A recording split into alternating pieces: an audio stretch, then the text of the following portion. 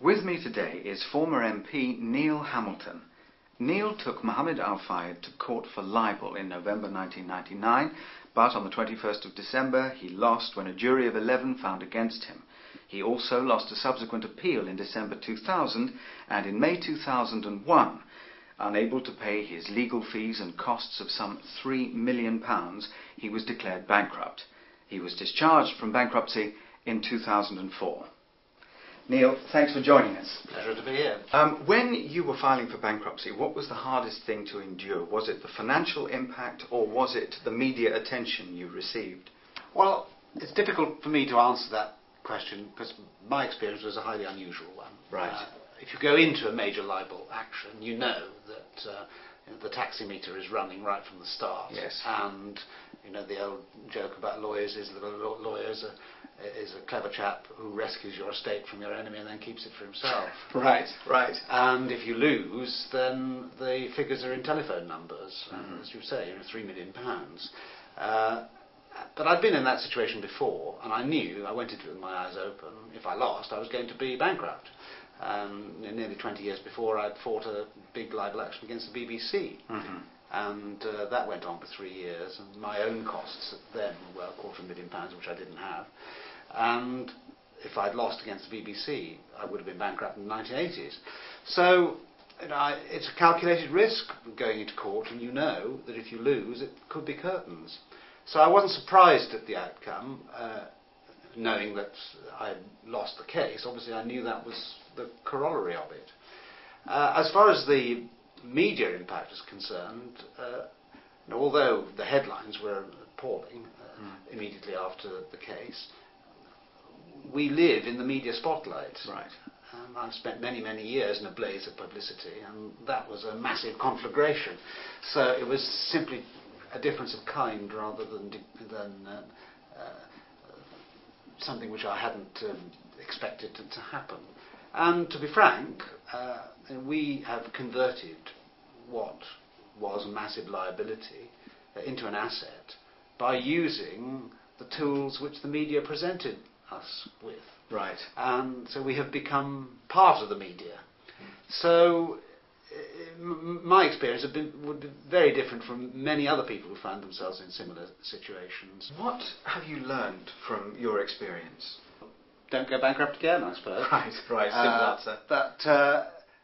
Well, my experience is a highly unusual one because I was faced with somebody who wanted to rub my nose in it during the bankruptcy. Yes. As well, and he was paying the best professional accountants and solicitors to try and make my life a misery.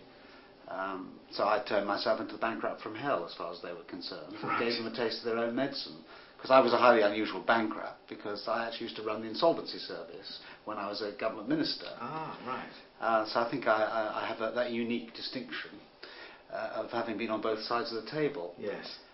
And of course I did learn a lot by the experience, because it was a very challenging 3 years. Now of course the bankruptcy period is down to 1, but it was 3 years when I went through all this. And there were lots of petty irritations and humiliations and all that, and I certainly wouldn't want to endure that a second time. Although I never lost my spirit, and in fact I sort of geared myself up for a fight once I saw what they had in store for me. Yes. So I think it also demonstrated other facets of my character to me, which I might have known about, but not in every respect. And it's also shown me that however black things may seem, there's always a light at the end of the tunnel, even if it's only an oncoming train. Being someone in the public eye, how difficult was it for you to deal with the restraints and the whole situation of the bankruptcy? Being in the public eye is both an advantage and a disadvantage, because on the one hand you can't get away from publicity, and sometimes you may not want it.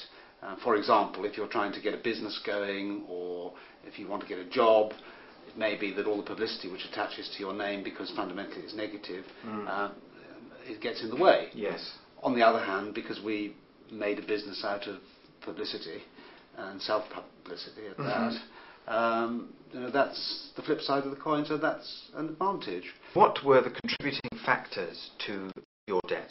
Mr. Mohammed Al Fayed. Right. Purely and simply because he was my only substantial creditor. Uh-huh. And it was only his legal costs, which I couldn't pay, having lost the court cases against him, that made me bankrupt. Nobody else would have been interested in making me bankrupt. No.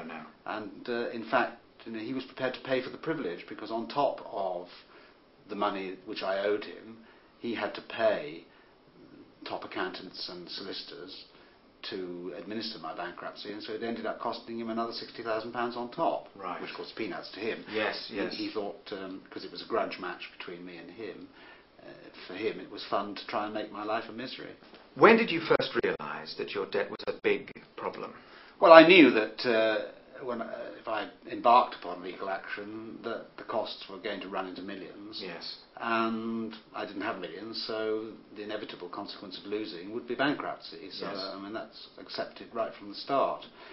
Of course, it wasn't until the jury returned its flawed verdict that I knew it was inevitable that I should be made bankrupt. But as soon as the jury returned its verdict, subject to the possibility of an appeal, I knew that bankruptcy was round the corner. How did you feel when you filed for bankruptcy? Well, I did my best to try and avoid it, even though, looked at objectively, of course, it was impossible to avoid it.